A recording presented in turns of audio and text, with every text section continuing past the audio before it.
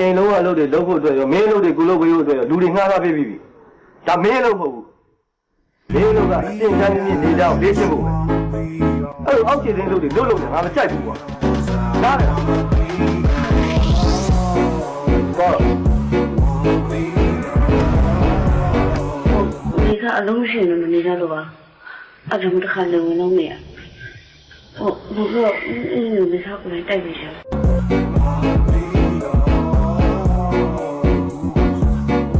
ဒီမင်းတို့လုံးရှင်းနေဆိုရင်ဒီတစ်ခုတော့ငါဖွင့်ပြလိုက်မဆန်ချက်တော့မပြတ်စင်နဲ့နော်နောက်တစ်ခုကကျောင်းစာနဲ့ပတ်သက်ပြီးနားမလဲတာမရှင်းတာအခက်အခဲရှိတာငါ့ကိုပြောနော်ငါအားလုံးသင်ပြအောင်လုပ်